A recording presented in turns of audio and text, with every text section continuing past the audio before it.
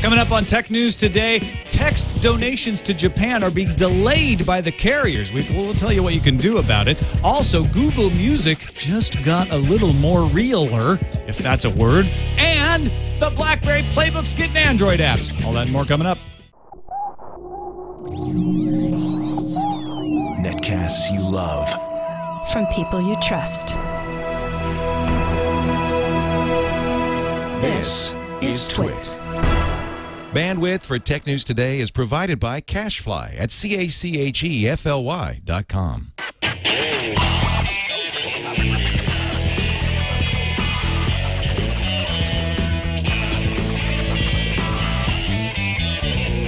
This is Tech News Today for Thursday, March 24th, 2011. Tech News Today is brought to you by GoToMeeting. Visiting important contacts from New York to LA and Bangalore to London is time-consuming and expensive. Don't do it. Have meetings online instead with GoToMeeting. For your free 30-day trial, visit gotomeeting.com/technews. And by Slingbox, which can turn your iPad into a television with the new iPad app from Slingbox. You can watch your home TV on your iPad anywhere you go. Check it out at slingbox.com. Welcome to Tech News Today. I'm Tom Merritt. I'm Sarah Lane. I'm Jason Howell. And joining us from New York City, anchor of Fox and Friends on the Fox News Channel, Mr. Clayton Morris. Welcome back to the show. Hey, thanks for having me. Always a pleasure. Well, look, there's a little New York City out behind you there. New York City. It's just a cardboard cutout. It's a matte with painting. a lot of light on it. It's well lit. It's a very well lit matte painting. Is it too blown out? I feel bad. I can ask New York City to tone it down. It looks Dial that accurately down. blown out. It's like it's real. Yeah. Those Yeah. cars on the ground. It's amazing how you did that. I use Matchbox cars and I change it throughout the day, and I sit here by myself throughout the day using the new color app and see if I have any friends. And the little honking sound effect. You went all out. All right, let's start off with the hack from Iran. A hack obtained 9 bogus certificates for prominent websites.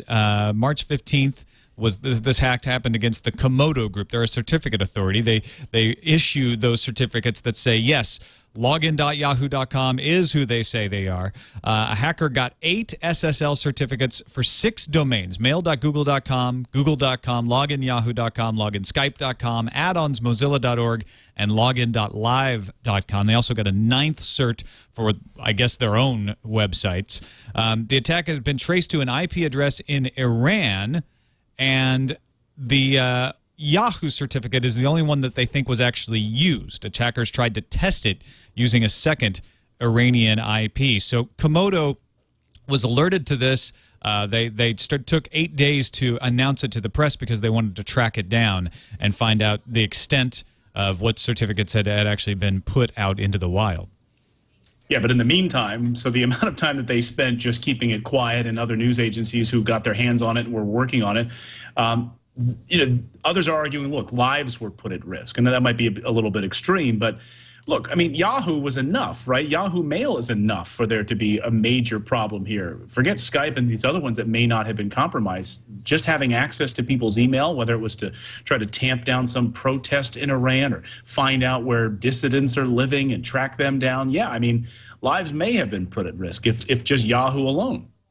Yeah, people may not realize that what these certificates do is make it look like you are securely connected to the actual website you mean to be connected. So remember that Fire Sheep attack on Facebook, and we said, you know what?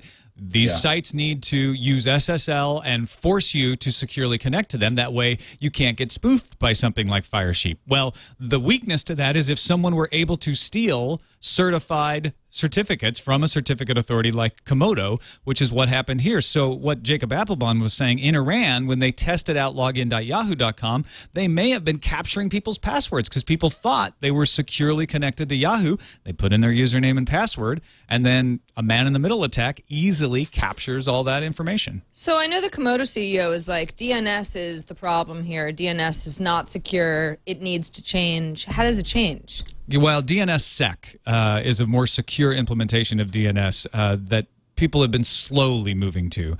But yeah, that absolutely needs to be implemented, and it's not going to be implemented in places like Iran, where they're like, actually, we would like a little insecure DNS so that we could take advantage of this. If it, in fact, is the government involved in this, and that's another thing that CEO said, is only a state-sponsored attacker would be able to make good use of these certificates because you need to be able to compromise the DNS to do it. Yeah, otherwise, I mean, what's somebody going to get out of some Yahoo Mail? It's like just a bunch of junk. Well, or perhaps, this idea against this is what happened actually in Saudi Arabia. The kingdom was able to move very quickly because of monitoring all of the social networks and all of the chatter online, be able to, within a few weeks of this, we're able to tamp down some of these protests also in Iran. But I think this underscores a larger issue, and it's what Richard Clarke writes about in his book, Cyber War, and had a chance to interview him. Of course, he formerly at the White House, worked under Bill Clinton, of course, and then George W. Bush, and says, look, the coming cyber war and the issues that countries are more computer savvy than ever, that we may still be ignorant to these larger cyber threats, of course, that are facing national security, and we need to be aware of it. And he talks about DNS in the book, and he talks about all of these issues, these loopholes that governments are so slow to move against. Yep. I mean, heck, the FBI, for crying out loud, still was using 10-year-old computers in their offices up till just a few years ago. And this is a clarion call. In fact, the CEO, we've been avoiding saying his name because it's Abdul Hayaglu or something like that. But the CEO of Komodo said, this is our September 11th. They used our own planes to attack us. They were taking our certificates because they hacked in by attacking a partner of Komodo, a registration authority in Southern Europe. They hacked into that partner, and then that partner had trusted access to issue certificates, so they didn't have to attack Komodo directly. He says we almost had a meltdown of the internet if this had gotten out of control and we hadn't been able to catch it, and if the attackers had used it more widespread or faster. All right, Windows Phone 7 update schedule has now arrived. A couple of days ago, we mentioned Windows Phone 7 update was being handed out. Apparently, the only people who've got it so far are folks who own unbranded Windows Phone 7 handsets, which are mostly people in Europe. The schedule is going to let you know when you can expect the Windows Phone 7 update to come to you. It doesn't have dates. It just says whether the carrier involved is testing, which means we don't know, or scheduling, which means, well, it should come within 10 days. Yeah, I mean, for the chart that we're looking at least for the video folks, I mean, this is just for the U.S. only, so it's like the not applicable for the HTC Arrive, that's because no do, sorry, I'm always calling it no do, that the copy and paste and the update is already bundled in. Yeah, so you don't even have to worry about it. Because you needed that update to get CDMA, and that's a Sprint phone, which requires CDMA. Exactly. But it's kind of interesting that the way that they show this is that they don't actually call out any of the carriers, even though if you're on AT&T... Yeah. They were being nice. You're not really getting anything soon. Yeah, if you pay attention, if you look carefully at that chart, the ones that are all testing down at the bottom are all AT&T phones. T-Mobile's HD7S actually, all of T-Mobile's phones are scheduled, which means they should get the update within 10 days. And I think what that means is that it goes to the carrier, then the carrier does a little testing of their own, and then... No. This means that the carrier's already tested it. The carrier's already tested it, and now they're waiting for... scheduled it for download, yeah. Testing means the carrier's looking at it going, I don't know. This just sounds... ready. I want to run out... This makes me want to run out and buy a Windows Phone 7. I don't know about you. Yeah. But you know what? It's not like Android doesn't have the same problem. No, then that was my point that I was going to make, which is one of the things that Microsoft told me, and I asked them about this. It was, they were very aware, and they were very explicit, and sort of, took out a shiv and sort of shoved it in Android's back when I was talking with them. They said, look, they are very aware of how fragmented the Android platform has become. Updates here, updates there. That one's not getting an update. This one's getting an update. And said, look, that is not going to happen to Windows Phone 7. Well, it didn't happen as far as Microsoft's concerned because they pushed it out at once to everybody. That's true. But like you said, Tom, when the carriers get involved, then all bets are off. And AT&T hasn't pushed any of them out of testing, and they might never. They don't have to. They're not obligated to. The only AT&T phone you can be sure will have the update is the HD7S, which, again, like the Sprint phone, is brand new. So it's just rolling out with the latest version of software. And it's not like they don't think that they think the update will hurt their network, because they do allow roaming phones that have the update to use their network. Yeah, unbranded handsets can be on AT&T updated. So Yeah. what is being tested exactly? I'd love to know. I mean, that's a great question, because it seems that they have all of these standards in place across most of these handsets, right? I mean, that's one of the things they were very worried about. So, you know, what needs to be tested? What's the outlier? What's the variable that's causing this delay? And why couldn't Microsoft pull an Apple and get AT&T to agree to allow them to be in charge of pushing out their software? Apple is in charge of putting out iOS updates, not AT&T. What a mess this is. Yeah. Also, sad because the phone is so good. I mean, I love Windows Phone 7, so that, you know, it's sort of upsetting. It's like, once again, Microsoft takes, you know, 2 steps forward, 1 step back. Mm-hmm. Also a mess are the results of giving text message donations to Japan. This happened in the Haiti time, after the Haiti earthquake. A text donation will take as long as 3 months to get to the relief agency you want to send it to, and that's because the carrier's normal donation procedure is you send the text message, we bill you for it, you pay your bill, and then once you've paid your bill, then we forward the money on. So it might take 30 days for you to get the bill. It might then take you 30 days to pay the bill, and then it might take them 30 days to take that money and send it on to the charity. That's 90 days, up to 90 days for your donation to get there. Hey, for certain donations, I would be okay with that, but not in a time of crisis like this. And I don't think a lot of folks who are donating have any idea that there's such a bottleneck going on. And Clayton, you and I were talking in prep. With Haiti, they about-faced on this right away. Yeah, almost immediately they about-faced, because people were starting to find out that, hey, if you go to redcross.org and make a donation, that money is immediately available. But if you're texting it in and you think, hey, that must be much more immediate. I'm doing it right now on my phone in my car. I'm not even by my computer. It's going to take 30 days to get there. And so a lot of people were writing us saying, oh, wow, I found this out. I'm going to go to the website.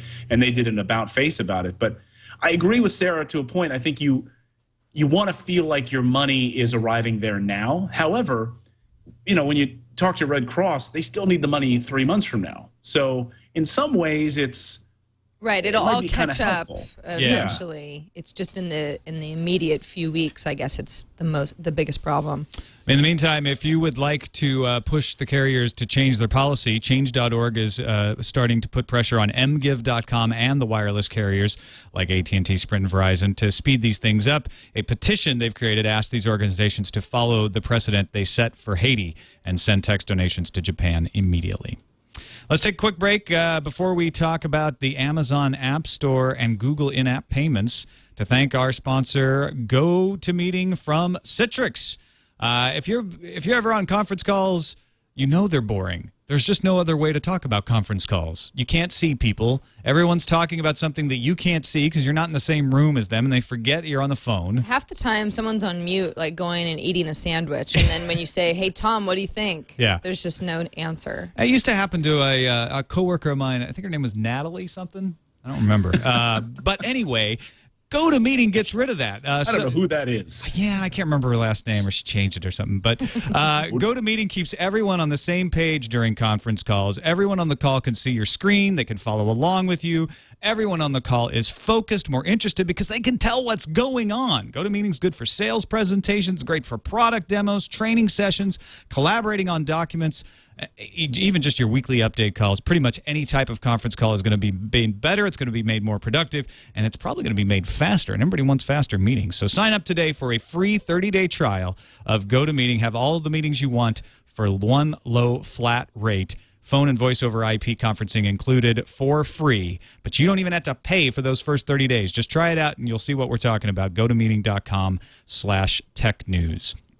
So Google today announced that next week their in-app payments will be rolling out. That's one of the things that's been holding back developers on the Android App Store, is that they didn't have in-app payments. But the Amazon App Store apparently supports upfront purchasing for apps, in-app payments from anybody, whereas the Google app in-app payment system is going to require you to use Google's checkout. Google's in-app payment system. So this means, I guess, Amazon is more open than Google?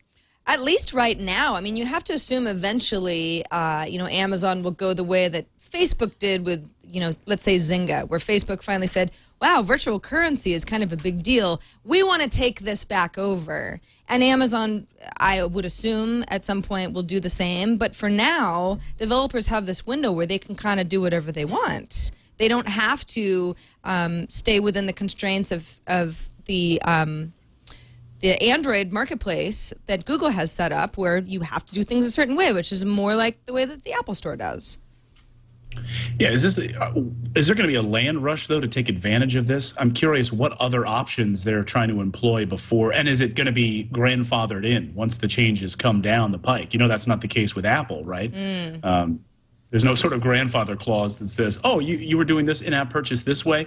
Oh, well, we'll let you keep the 30%. You guys were doing it ahead of time. Yeah, I couldn't find the percentage of what Amazon gets out of this, if anything. Plus, Amazon is, it's one of their bedrock principles is being able to collect money in all different kinds of ways. You think that they would be all over this and already have an in-app payment system.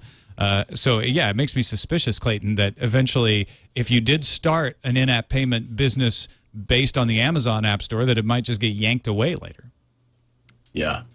And you're right. And they have so many credit cards on file, and they already have this infrastructure. Yeah. There. Amazon Prime members. It seems odd that they would have left this out. And it doesn't seem like, and according to, is it Anya Waring? Anya? Yeah.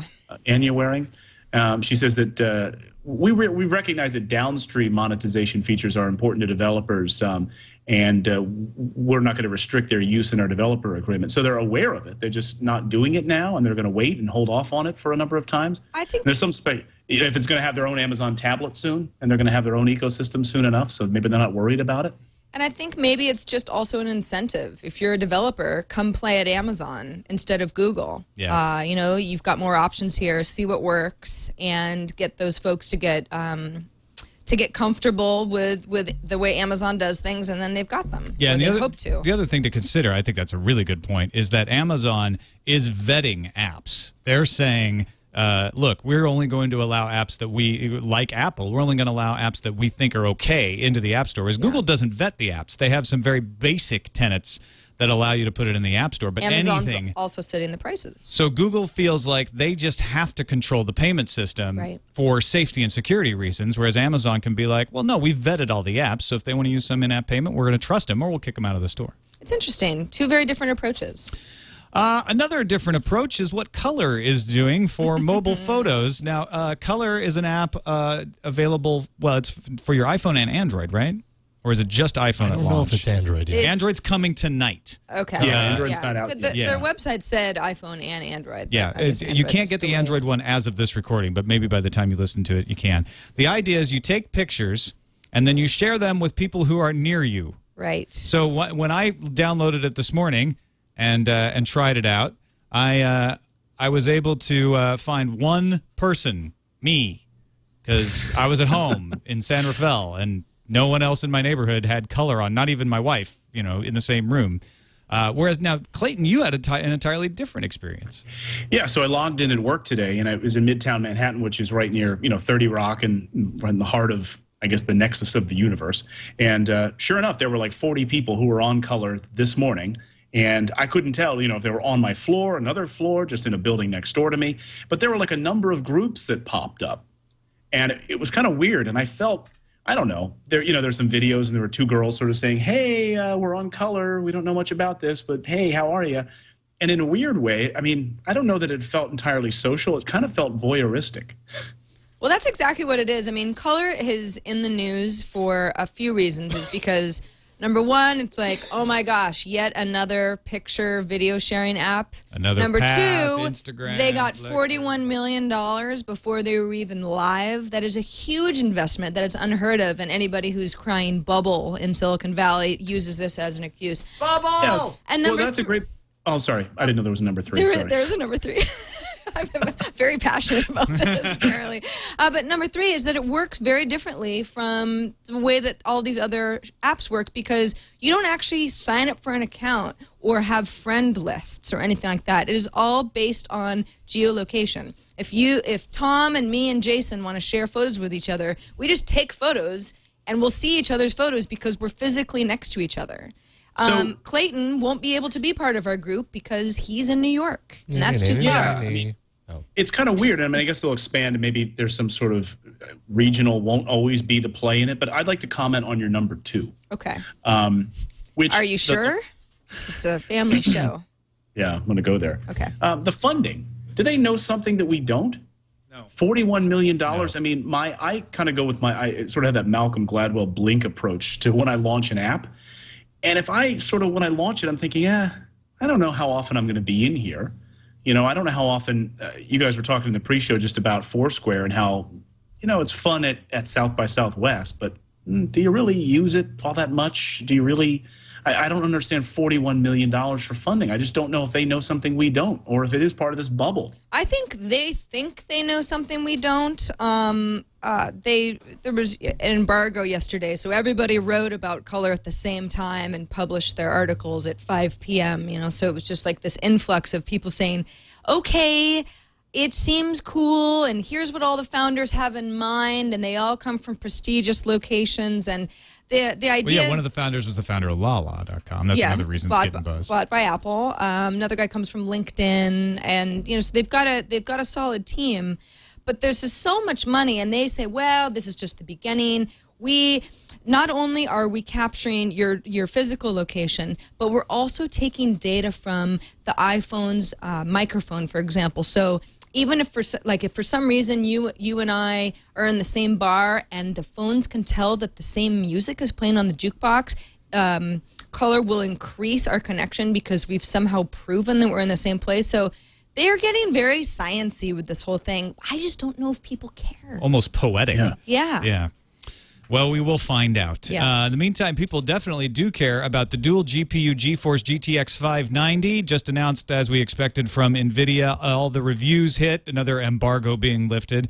And sadly, it looks like the edge still goes to AMD's Radeon HT 6990 by a thread, by a sliver right now.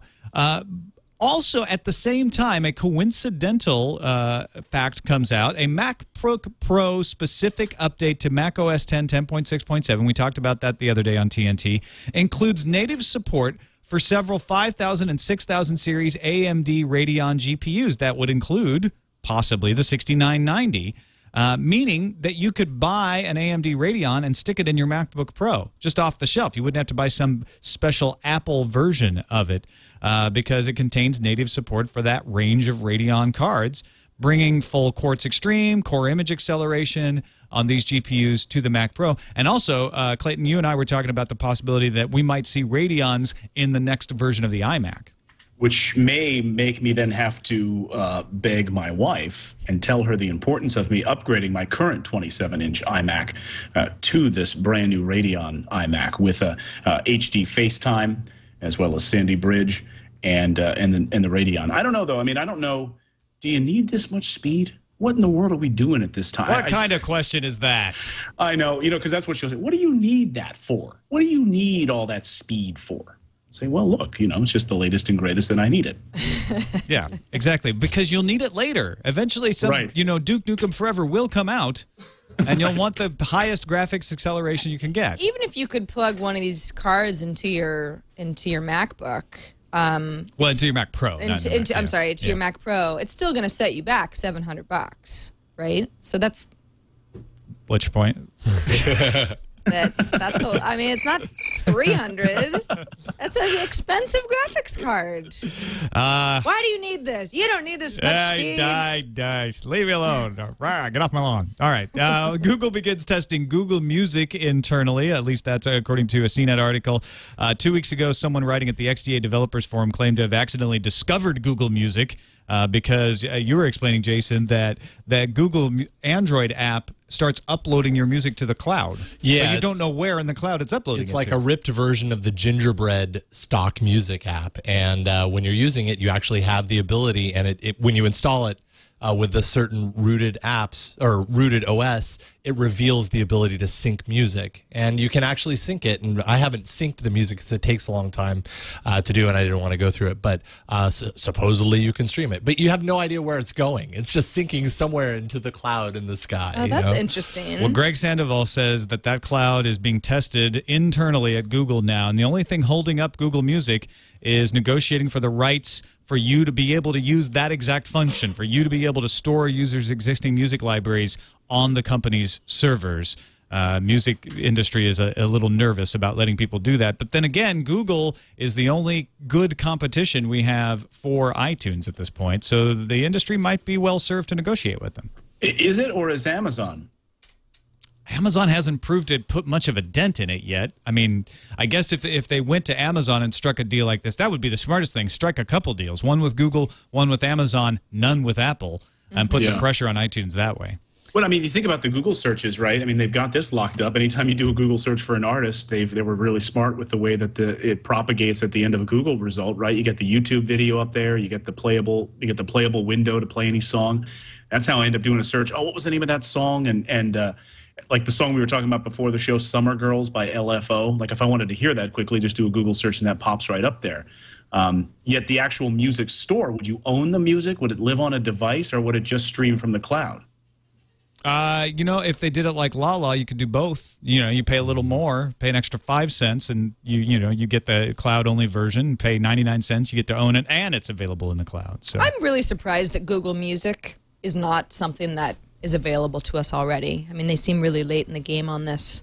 It seems like something that's perfect for Google. Yeah, I mean, well, I know it's some just of their, it's all the negotiating. The music industry won't give them what they want. I know it's difficult, but this is also Google, you know.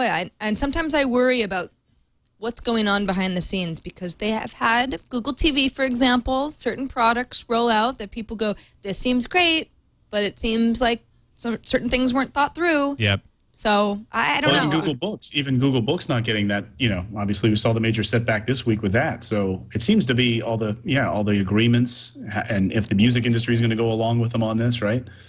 Yep. Yeah, exactly. Google is very insistent on getting things done the way they want to, which is one of the reasons these sorts of services haven't rolled out as fast as the stuff where they don't need anybody else's cooperation, and then they roll it out too fast, like what you're talking about. Well, yeah, I mean, Google's had, arguably as many failures as successes as, in the last couple of years. It's like Google Wave, it was a project, didn't work, we'll just kill that. Yeah, right. We'll work on something else. So I hope that Google Music will not meet the same fate. All right, Clayton, I know we got to let you go, but thanks so much for hanging out with us and being on the show. Let folks know where they can find what you do online.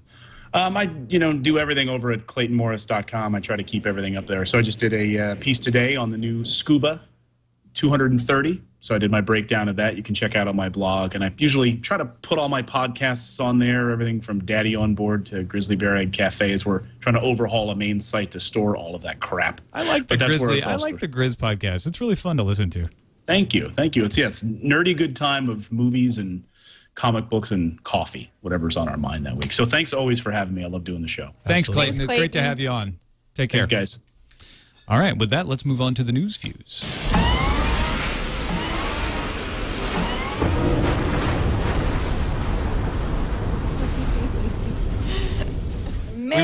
We really should have a picture of the two of us running away from that. That would be great. Towards the yeah. camera. Yes, I would love that. Google faces possible antitrust probes by the states of Ohio and Wisconsin over its business practices. This according to Bloomberg. Ohio Attorney General Mike DeWine is evaluating the facts to determine if it's, quote, something we want to review. Dan Tierney, his spokesman, passed that along. In Wisconsin, Attorney General J.B. Van Hollen is weighing a probe of Google's bid to buy ITA software. According to a person familiar with that matter, Google's lawyers also have serious job security after all of these probes, I got to say. RIM has bowed to the senators over removing apps that identify DUI checkpoints. We talked about this earlier in the week, but don't expect Android to follow suit. No. International Business Times reports that Google source said the company only removes apps that violate its Android content policies, and these apps in question do not appear to violate those policies at all. I think we're going to see inconsistency in this. I think so too. GeoHot has not fled the country. Everyone remain calm. Oh, so he's here in the U.S. No, he's just on spring break. Oh. Where? After reports that Sony had accused him of skipping the continent to South America, Hot's blogged, factually, it's true. I'm in South America on a vacation I've had planned and paid for since November. I mean, it is spring break. Hacking isn't my life. He also promised to come back to the U.S. to buy a Sony product, saying, quote, it's hard to come by the Xperia Play down here. Really? GeoHot blogged that? Why didn't he wrap it? I wish he Come had on. wrapped it. Why didn't he just give someone a heads up that he was going to be in South America for spring break? I mean, he does have a somewhat I'm sure he did. Important lawsuit going on. It's not in Sony's best interest to say, "Oh no, he told us in advance." They're going to make a big deal out of it. Poor GeoHot. I'd like to see more rapping from him as well. Absolutely. If I had a BlackBerry Playbook, it would be able to run Android apps, everybody. RIM just announced that its forthcoming BlackBerry Playbook will support both BlackBerry Java and Android apps. That includes native C, C++ development, support, HTML5, Flash, and Air support, not to mention game engines from IdeaWorks Labs, AirPlay, and Unity Technologies, Unity 3. You'll need an app player for the Android apps, and 2 will be available from the BlackBerry app world at launch. I bet right. Damn it. We're getting one at TWiT, so I'll at least be able to play around. Yeah, you'll be able with to play Leo's model. Well, or mine. You know what? Yours. You know, okay, so yesterday we reenacted the spat between Oracle and Intel. We did, yes. Over Oracle's decision. Has the higher voice. Right. If you remember, Oracle had the higher voice, and they made the decision not to use Itanium processors for servers. Since that report, HP came out of their board electing funk long enough to accuse Oracle of a shameless gambit to harm competition. Oracle has fired back, calling HP liars and saying everyone knows Intel's about to kill Itanium, and HP just won't admit it. And also something about cooties and your mama. TheUnderstatement.com points out this is an interesting comparison when evaluating whether or not you want to pay for the New York Times as a tablet app. Okay, so you can spend $455 on the New York Times most expensive everything plan, or you can get 20 free New York Times articles plus the Wall Street Journal, which is $207 per year, plus The Economist, which is $110 per year, plus, say, The Daily, which is $39 per year, and for good measure, still have, $100 to go out drinking on a Friday night. How does it make sense, New York Times? Does not make sense to buy the New York Times online. Fuzzy when logic. you put it that way. Yeah. Well done, the understatement. Are you worried about that robot that the doctor says he'll use to assist in your surgery? Well, not. I am now. Stop it! Okay. According to research published in the Journal of European Urology, stop laughing, robot-assisted surgery to remove cancerous prostate glands is safe over the long term with a major complication rate of less than 1%. At least that's what they want us to think. You said urology. European urology is what I said. If you get tired of 3D, and you never will, but if you ever did, Nintendo's 3DS has a slider that lets you turn it off. And even if you're playing a 3D game, it shouldn't affect your gameplay. So say, so saith an edict from Nintendo's Hideki Kono. Sorry, Tom likes to write in Old English sometimes, and it trips me up. That's one of Nintendo's veteran producers, Hideki Kono, who says the company wants all of its 3DS games to be playable in 2D, essentially reducing the 3D aspect to an aesthetic enhancement. That's the way it should be.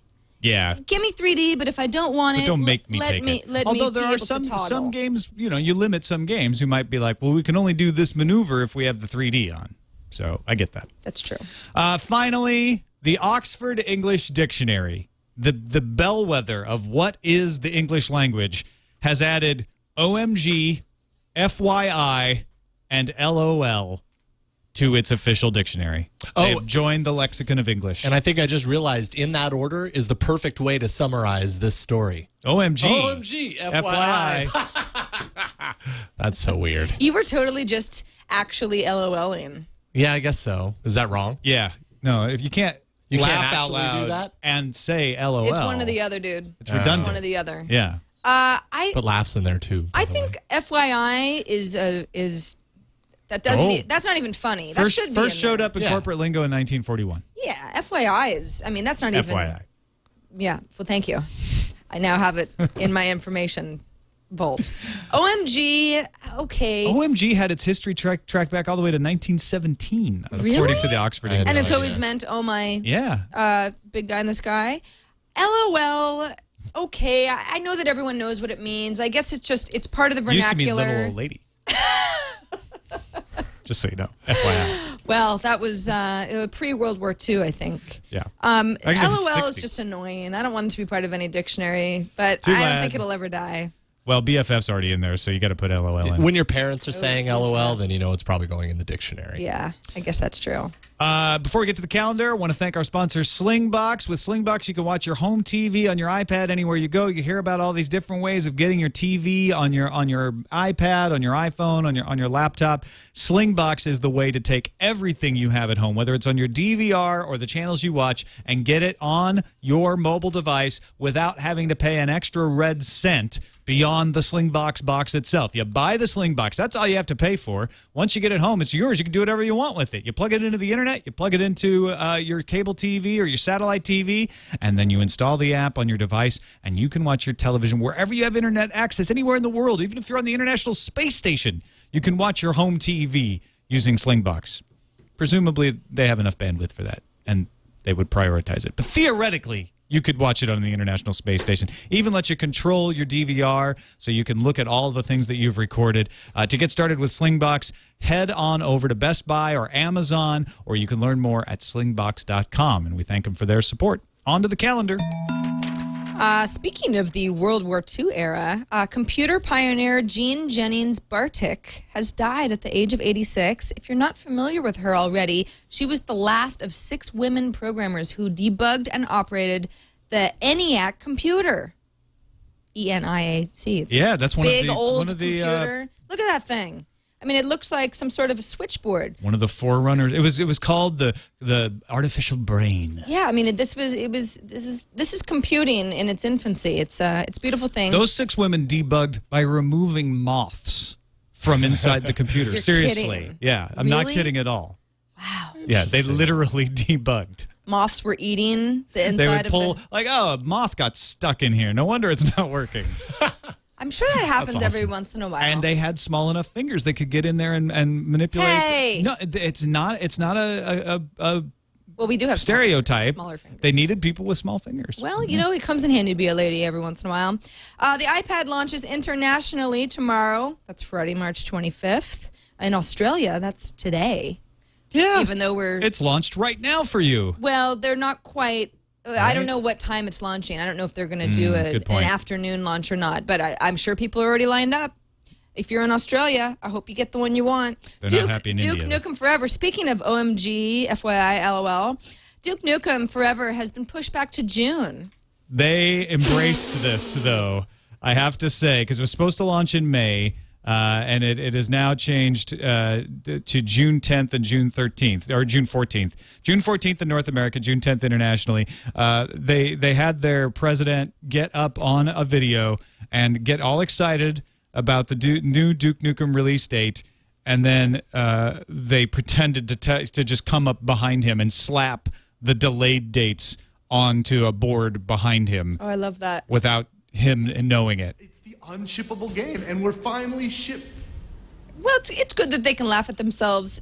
Is there a possibility that that at this point, because they know that they've got it, it's coming, they're good to go, that now they can get maybe a couple months better publicity after. I mean, this is good stuff. I kind of think you're right. I mean, what is it? May to June at this point? What does it matter? What game doesn't have some kind of push date at some point Right. in the release? So I think it's still coming out, and I think they're doing the right so, thing too. to say, like, you know what? Let's embrace this. Let's own it. Let's turn Make it fun into of buzz. ourselves. Yeah, absolutely. The Xperia Play is going to land at Verizon, the land of Verizon. It's a beautiful place in early May. So that's when GeoHot's be back. From spring break? From spring That's a break. long spring break. That's a pretty nice one. You know, isn't it? hacking isn't his life.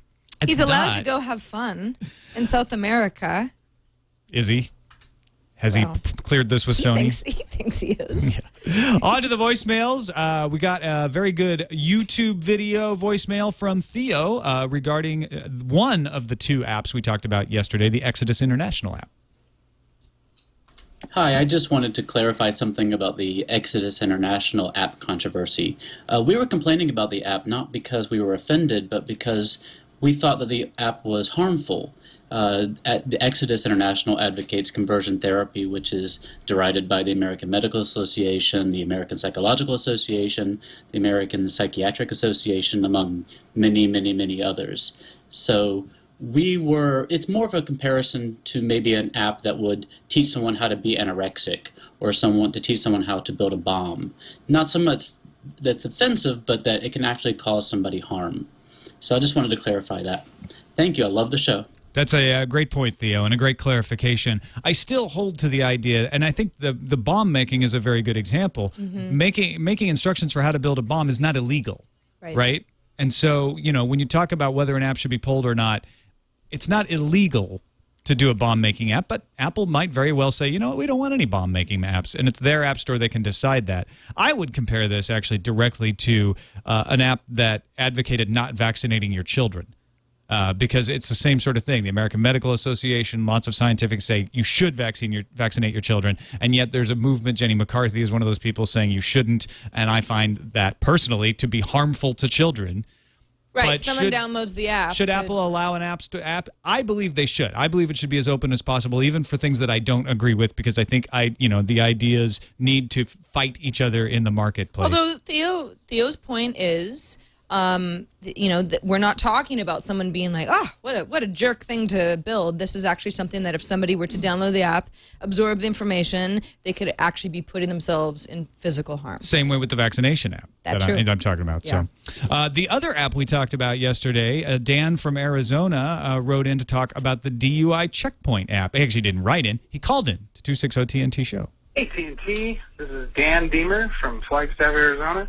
Calling in regards to the DUI checkpoint app store you guys talked about, a simple fix. Why don't they just implement some sort of goggles system like Gmail has, where you have to do a pretty simple math problem?